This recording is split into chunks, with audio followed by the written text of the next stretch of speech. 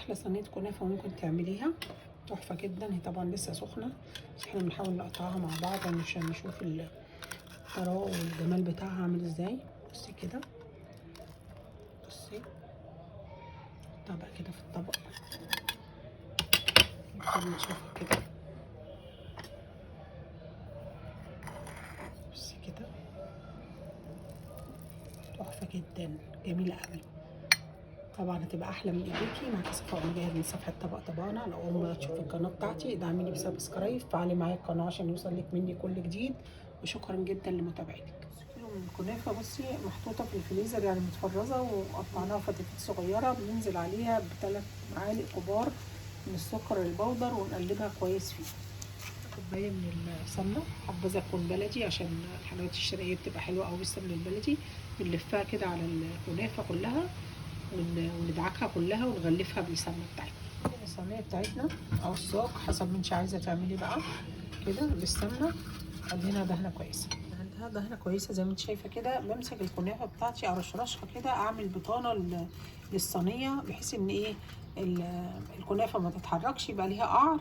تمام، بعمل كده ارشرش كده، تمام، كاني ببطن حاجه بالظبط. قعر الصينيه زي ما انت شايفه كده بطبقه بسيطه قوي من الكنافه. ببتدي اضغط عليها كلها كده لغايه ما تثبت. هسيب الكنافه بتاعتي نصفين تقريبيين كده، تمام، واخد بقى حبه حبه كده واحطهم في كده، اوزعهم كده بالطريقه دي كده في الصينيه. وكل ما اوزع حبه كده زي ما انت شايفه اضغط عليهم بايدي جامد، تمام. وهوريك هتضغطيها ازاي في الاخر. بفضل طبعا كل ما احط حبه اضغط كده جامد بايدي قوي كاني بكبس حاجه بالظبط، تمام.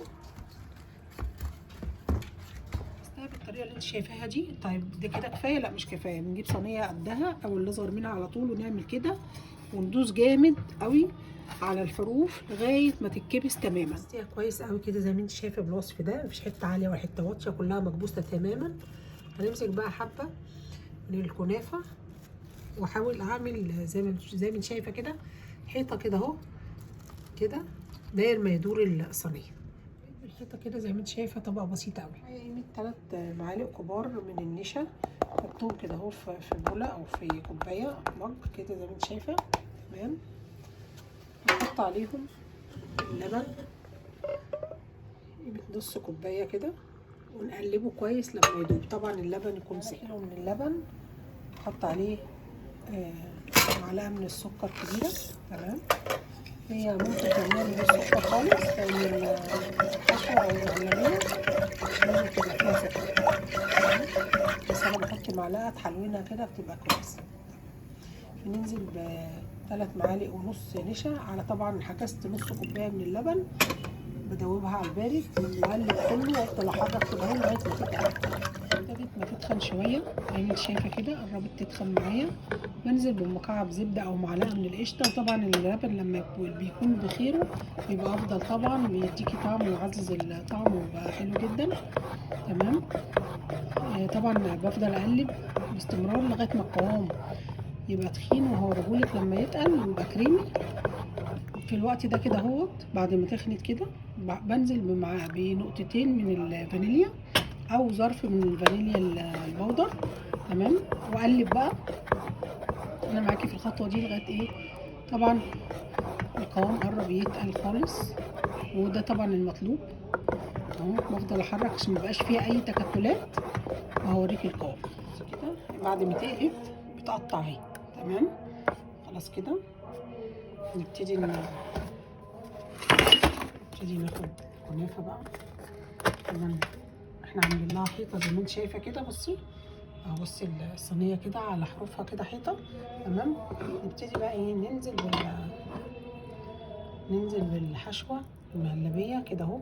طبعا انا عملت الحيطه دي ليه زي ما انت شايفه كده عشان ما تخرجش بره حيز الصينيه وتدخل على القعر. بنزل بالحشوه كلها واستنى لما تتشمع وتبرد. بردت الحشوه وشمعت، ببتدي الف في الصينيه كده زي شايفه ايدي كده، بلف فيها وبحط الكنافه بحيث ان انا اغطي كل المهلبيه اللي فوق، تمام كده زي ما انت شايفه كده، عشان ما تبقاش في حته واخده وحته لا، نكملها كلها نشوف هنعمل ايه. بعد ما وزعت زي ما انت شايفه كده اهو الكنافه بالطريقه دي، بضغط عليها كلها كده ضغطه بسيطه كده زي ما انت شايفه كده. بصي بايدي كده اهو ضغطه بسيطه مش قوي، عشان طبعا الحشوه بتاعتي ما تطلعش من الجناب اهو. وعرفتي فايده الحرف اللي انا عاملاه عشان ايه؟ الحشوه بتاعتي ما تلزقش في البتاع ده، في القعر بتاع الكنافه وفي الحروف. بخلص وبعد كده برشرش عليها زي ما انت شايفه كده بالريشه او بالفرشه شويه سمنه الوش كله كده، عشان لما يجي يحمر يبقى واخد اللون الجرطاني الجميل. دخلها على درجه حراره 180 رف اوسط، واول ما الحروف بتاعتها تحمر، تلم الحروف بتاعتها تحمر، يبقى كده ايه؟ استوت من تحت. هنولع عليها من فوق تاخد اللون الجرطاني الجميل. مش من الفرن وخدت اللون الجرطاني الجميل ده، بنزل عليها بالسيرب اللي هو عامل ايه بقى. المكونات بتاعته ايه هي؟